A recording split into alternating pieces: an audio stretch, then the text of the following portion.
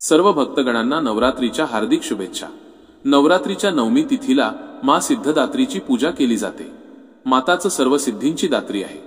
तिच्या आशीर्वादाने भक्ताला अष्टसिद्धी, नवनिधी, भक्ती, ज्ञान आणि मोक्ष सर्व काही प्राप्त होते।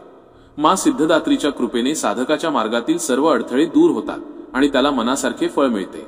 प्रिय मित्रांनो, ही कथा शेवटपर्यंत नक्की ऐका आणि हो, व्हिडिओच्या शेवटी मां सिद्धदात्रीचे महत्त्वाचे आणि दिव्य वचन दिले आहे, ते ऐकणे तुमच्या आत्मिक उन्नतीसाठी अत्यंत आवश्यक आहे। माता सिद्धदात्रीची कृपा प्राप्त करण्यासाठी कमेंटमध्ये जय मां सिद्धदात्री नक्की लिहा। आता माता सिद्धदात्रीची ही दिव्य कथा सुरू करूया। खूप वर्षांपूर्वीची गोष्ट आहे। एका छोट्याशा गावात जिथे पायवाटा शांत वाऱ्यासोबत बोलत होत्या आणि सूर्याची किरणे मातीचा सुगंध पसरवत होती, तिथे एक विधवा स्त्री राहत होती। तिचे नाव उर्मिला। उर्मिलाच्या आयुष्यातील आनंदाचा सूर्य खूप आधीच मावळला होता, जेव्हा तिच्या पतीचे अचानक निधन झाले। आता तिचे जग तिच्या 2 लहान मुलांभोवतीच सीमित झाले होते, वजा राधिका नावाची तिची लहानशी परी आणि कन्हैया नावाचा तिचा खोडकर मुलगा। उर्मिलाचे हृदय अथांग प्रेम आणि वात्सल्याने भरलेले होते, पण पोटाची आग विझवण्यासाठी तिच्या कोमल हातांना रोज विटा आणि दगड उचलावे लागत होते। सकाळच्या पहिल्या किरणासोबतच ती घराबाहेर पडायची, वजा शेतात मजुरी करण्यासाठी किंवा गावातील मोठ्या घरांमध्ये भांडी घासण्यासाठी आणि घरकाम करण्यासाठी। तिच्या पाठीवर नेहमीच ओझे असायचे, कधी गवताचे, कधी लाकडांचे आणि कधी तिच्या मुलांच्या भविष्याची चिंता। हा नवरात्रीचा पवित्र काळ होता। संपूर्ण गाव मां दुर्गेच्या भक्तीत बुडून गेले होते। प्रत्येक घरात भजन कीर्तन घुमत होते आणि मातेचा जयघोष हवेत तरंगत होता। पण उर्मिलासाठी हा काळ रोजच्या मेहनतीपेक्षा वेगळा नव्हता।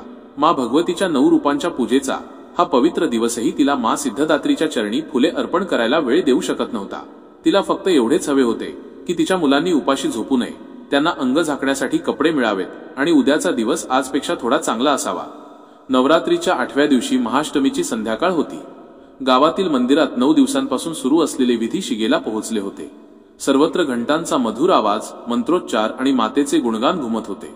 दिवसभर थकून भागलेली उर्मिला आपल्या मुलांना झोपवून त्यांच्या कपाळावरून प्रेमाने हात फिरवत होती।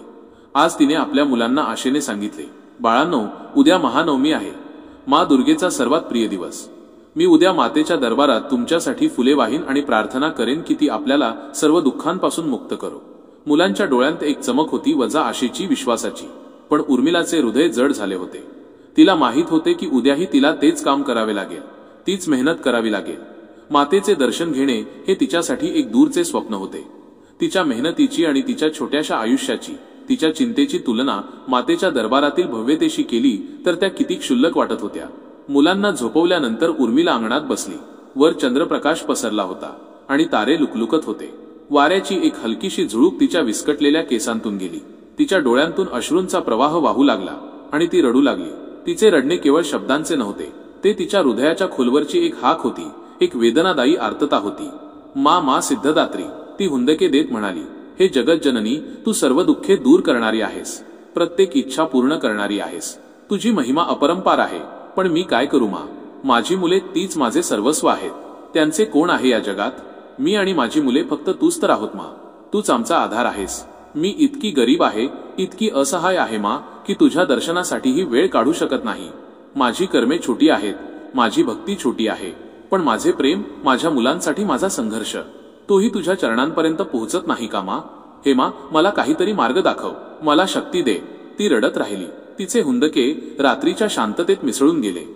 मां सिद्धदात्री, जी आपल्या भक्तांच्या मनोकामना पूर्ण करते, जी ज्ञान आणि सिद्धी प्रदान करते, ती उर्मिलाच्या अश्रूंनी, तिच्या व्यथेने आणि तिच्या निस्वार्थ प्रेमाने द्रवित झाली। पृथ्वी माता, जी सदैव प्राण्यांच्या कर्मांची साक्षीदार असते, तिने उर्मिलाची भक्ती, तिची मेहनत आणि तिची कर्मे आपल्या कुशीत सामावून घेतली होती। तिने पाहिले की ही आई आपल्या मुलांसाठी रोज कसा संघर्ष करते। तिने आपले सुख सोडून मुलांचे भविष्य घडवण्याचा कसा विडा उचलला आहे। त्या रात्री मां सिद्धदात्रीचे हृदयही उर्मिलाच्या हाकेने भरून गेले।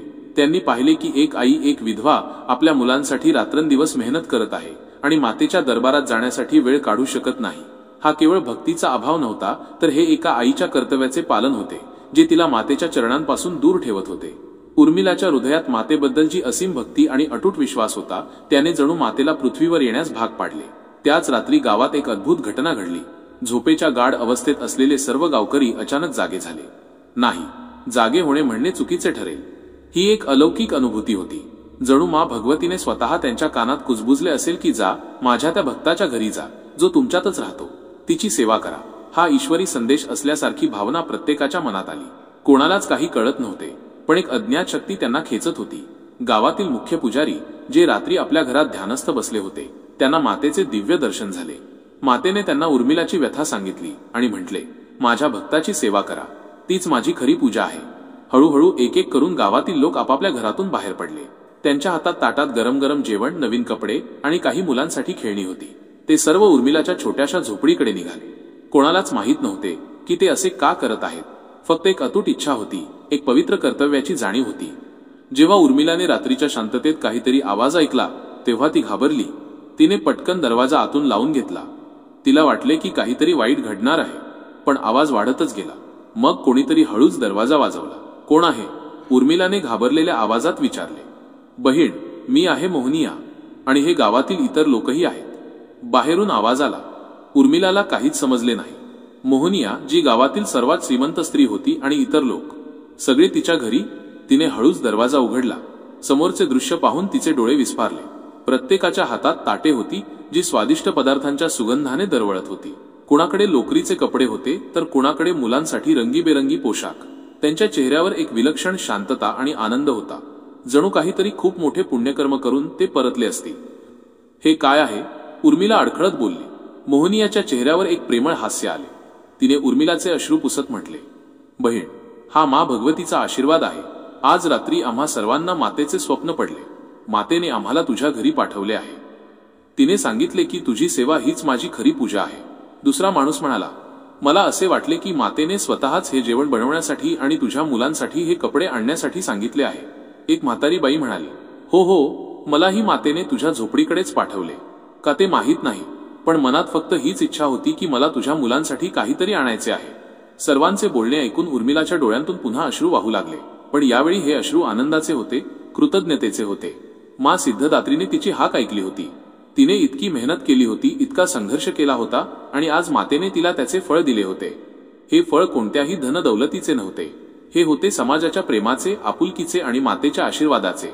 त्या रात्री उर्मिलाच्या मुलांनी गरम आणि स्वादिष्ट जेवण केले। ते नवीन आणि मऊ कपड्यांमध्ये झोपले। उर्मिलाच्या कुशीत मा सिद्धदात्रीने दिलेली भेट होती, वजा हा विश्वास की ती एकटी नाही। मातेने तिला थेट दर्शन दिले नसले तरी तिने आपल्या भक्तांच्या रूपात येऊन तिची झोपडी आपल्या आशीर्वादाने भरून टाकली होती। दुसऱ्या दिवशी सकाळी, नवमीच्या दिवशी, उर्मिला खूप लवकर उठली। आज तिच्या चेहऱ्यावर कोणतीही चिंता नव्हती, फक्त मातेबद्दल असीम श्रद्धा आणि कृतज्ञता होती। तिने आपल्या मुलांना अंघोळ घातली, त्यांना नवीन कपडे घातले, आणि मग आपल्या मुलांचा हात धरून ती थेट मा सिद्धदात्रीच्या मंदिराकडे निघाली। मंदिरात गर्दी होती, पण उर्मिलासाठी ती गर्दी नव्हती, तो मातेचा दरबार होता। तिने मातेच्या चरणी काही फुले वाहिली, जी तिने रात्री कोणाच्या तरी दिलेल्या पिशवीतून काढली होती। तिच्या आवाजात कंप होता, पण त्यात आत्मविश्वास होता। मा, ती म्हणाली, धन्यवाद, तू माझी लाज राखलीस, तू मला एकटे सोडले नाहीस। आज माझी मुले उपाशी झोपणार नाहीत आणि त्यांनी नवीन कपडे घातले आहेत। मा, तुझ्या कृपेने मी उद्या पुन्हा कामाला जाईन, कारण कर्म हीच पूजा आहे आणि माझे कर्म माझ्या मुलांसाठी आहे। तिच्या डोळ्यांतून कृतज्ञतेचे अश्रू वाहत होते। तिला जाणवले की मा सिद्धदात्री तिच्या हृदयातच विराजमान आहे, तिच्या प्रत्येक श्वासात, तिच्या प्रत्येक संघर्षात। त्या दिवशी उर्मिलाला समजले की खरी भक्ती केवळ मंदिरात जाण्यात नाही, तर आपले कर्म पूर्ण निष्ठा आणि प्रेमाने करण्यात आहे, आणि इतरांच्या दुःखात त्यांची मदत करण्यात आहे। गावकरी आजही त्या रात्रीची आठवण काढतात। ते म्हणतात की त्या रात्री मा सिद्धदात्री स्वतः त्यांच्या स्वप्नात उतरल्या होत्या आणि त्यांनी उर्मिलाची सेवा करण्याचा आदेश दिला होता। उर्मिलाच्या निस्वार्थ भक्तीने आणि तिच्या अथक मेहनतीने मातेला इतके प्रभावित केले होते की मातेने आपल्या भक्तांच्या रूपात येऊन त्या आईची लाज राखली, जिने आपल्या मुलांसाठी आपले सर्व सुख त्यागले होते। ही कथा आपल्याला शिकवते की जेव्हा आपण आपल्या कर्मांना ईश्वराचा प्रसाद समजून करतो आणि आपल्या कर्तव्याचे पालन पूर्ण निष्ठेने करतो, तेव्हा स्वतः ईश्वरही आपल्या मदतीसाठी कोणत्याही रूपात प्रकट होतो। मा सिद्धदात्रीची कृपा, उर्मिलाची तपस्या आणि गावकऱ्यांची माणुसकी यांचा हा संगम एक अशी हृदयस्पर्शी गाथा आहे, जी आजही आपल्या हृदयाला स्पर्श करते आणि आपल्याला हा विश्वास देते की या जगात मातेचा आशीर्वाद नेहमीच आपल्या भक्तांसोबत असतो। हे मानवा, हे घोर कलियुगात भटकलेल्या आत्म्यांनो, हे जीवित प्राण्यांनो जे आपल्याच इच्छांच्या जाळ्यात अडकून सत्यापासून दूर जात आहात, हे मानवा ज्याने आपले कर्म विसरून केवळ मोहमायेत डोळे उघडले आहेत, मी आहे मा सिद्धदात्री। मीच जगज्जननी आहे। मीच ती अनंत शक्ती आहे जी या विश्वाला सांभाळून आहे।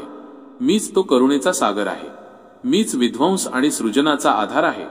अरे मूर्ख मानवा, तू का विसरतोस की मी दूर नाही? मी तुझ्या आतच विराजमान आहे। जेव्हा तू भुकेने तडफडणाऱ्या एखाद्या मुलाच्या डोळ्यांत अश्रू पाहतोस, ती मीच असते. जेव्हा एखाद्या विधवेची ओटी रिकामी होते, तिच्याकडे दुधाचा अंशही शिल्लक नसतो आणि तरीही ती आपल्या मुलांना उपाशी झोपवते, ती मीच असते. जेव्हा एखादा मजूर आपल्या हातांमध्ये फोड घेऊन थकून जमिनीवर पडतो, तेव्हा त्याच्या वेदनेत मीच रडते. हे मानवा, तुला वाटते का की फक्त मंदिरात दिवे लावल्याने, फक्त नारळ फोडल्याने, फक्त शंख वाजवल्याने मी प्रसन्न होईन? माझ्या चरणांपर्यंत पोहोचण्याचा मार्ग केवळ भक्तीने नाही, तर सेवा आणि कर्माने आहे. तुला माहित आहे का ती रात्र जेव्हा उर्मिला, एक असहाय आई, आपल्या लहान मुलांना भुकेले झोपवण्याचा प्रयत्न करत होती, तेव्हा तिच्या अश्रूंनी माझी शांती भंग केली होती. ती रडत होती, मा सिद्धदात्री, माझ्या मुलांना वाचव. तिच्या हुंदक्यात मला मंदिराच्या आरत्यांपेक्षाही मोठे संगीत ऐकू आले. तिचा आर्तनाद हाच खरा शंखनाद होता. मी पाहिले की त्या विधवेचे पाय थरथरत होते, पाठ ओझ्याने वाकली होती, पण तिच्या हृदयात अदम्य विश्वास होता. हे मानवांनो, तुम्हाला माहित आहे का, तिची भक्ती, तिचे अश्रू, तिचे वात्सल्य, हीच माझी खरी आराधना होती. मी गावातील प्रत्येक हृदयाला स्पर्श केला. मी पुजाऱ्याला स्वप्नात दर्शन दिले, जा त्या आईची सेवा कर, तीच माझी पूजा आहे. मी श्रीमंतांची झोप मोडली. तुमच्या तिजोऱ्या भरलेल्या आहेत आणि तुमच्या शेजाऱ्याची भाकरी रिकामी आहे असे का? मी स्त्रियांच्या हृदयात वात्सल्य जागवले. तुम्ही आपल्या मुलांना दूध पाजता आणि शेजारच्या विधवेची मुले अश्रूंनी दूध पितात असे का? आणि पहा, संपूर्ण गाव धावले. कोणी ताटात जेवण आणले, कोणी कपडे, कोणी खेळणी. उर्मिलाचे अंगण, जे नेहमी शांत असायचे, त्या रात्री माझ्या करुणेच्या गीतांनी भरून गेले. आता मी तुम्हा सर्वांना इशारा देते, हे कलियुगातील मानवा, हे विसरू नका. जर तुम्ही दीनदुबळ्यांची आर्त हाक ऐकूनही दुर्लक्ष केले, तर तुमच्या मंदिरांची शिखरेही तुम्हाला वाचवू शकणार नाहीत. तुमची पूजा केवळ दिखावा बनेल, तुमची आरती फक्त गोंगाट राहील, तुमचे दिवे फक्त धूर बनतील. मी विचारते, तुमचा धर्म इतका पोकळ आहे का की त्यात करुणेसाठी जागाच नाही? तुमचे उपवास केवळ दिखाव्यासाठी आहेत का? तुमचे जप मंत्र फक्त तुमच्या आत्म्याला शांत करण्यासाठी आहेत का, पण माझ्या भुकेल्या मुलाची भूक मिटवत नाहीत? मी सांगते, जर तुम्ही भुकेलेल्याला अन्न दिले, वस्त्रहीनाला वस्त्र दिले, निराश झालेल्याला आशा दिली, तर समजा तुम्ही माझ्या चरणी फुले वाहिली आहेत. जर तुम्ही कोणाचे अश्रू पुसले, तर समजा तुम्ही मला कुंकू वाहिले आहे. जर तुम्ही रडणाऱ्या हृदयाला हसवले, तर समजा तुम्ही माझी आरती केली आहे. तुम्ही विचारता, मा, आम्हाला दुःख का मिळते? आमच्यावरच एवढा भार का येतो? हे माझ्या बाळांनो, हे जग कर्मभूमी आहे. येथे प्रत्येक आत्मा आपल्या कर्माचे फळ भोगतो. परंतु जेव्हा दुःख असह्य होते, जेव्हा तुमची हाक खरी आणि निर्मळ असते, तेव्हा मी स्वयं तुमच्या मार्गावर येते. मी तुमच्या शेजाऱ्याच्या रूपात येते, मी तुमच्या मित्राच्या रूपात येते, मी तुमच्या गावातील लोकांच्या रूपात येते. कारण लक्षात ठेवा, मी फक्त मूर्तींमध्ये नाही, तर प्रत्येक हृदयात वास करते. हे माझ्या मुलांनो, निराश होऊ नका. भूक, गरिबी, आजार हे सर्व तात्पुरते आहे. तुमचा संघर्ष हीच तुमची तपस्या आहे. तुमचे वात्सल्य हाच तुमचा सर्वात मोठा जप आहे. तुमचे निस्वार्थ कर्म हाच तुमचा सर्वात मोठा विधी आहे. तुम्ही पाहिले का, उर्मिलाच्या अश्रूंनी कसे संपूर्ण गावाला बदलून टाकले. आजही जर तुम्ही एकाची हाक ऐकून त्याच्या दारात उभे राहिलात, तर कलियुगाचा अंधारही नाहीसा होऊ शकतो. हे मानवा, विसरू नका, मी तुमची आई आहे. मी तुम्हाला दंडही देते, पण करुणाही देते. मी तुमची परीक्षा घेते, पण शेवटी तुमची ओंजळ भरून टाकते. पण लक्षात ठेवा, माझा आशीर्वाद त्यालाच मिळेल ज्याने इतरांसाठी दिवा लावला असेल. तो उठो, आपल्या गावात, आपल्या समाजात, आपल्या कुटुंबात उर्मिलासारख्या प्रत्येक पीडिताला शोधा. त्यांच्यासाठी जेवण बनवा, वस्त्र गोळा करा, सहारा बना.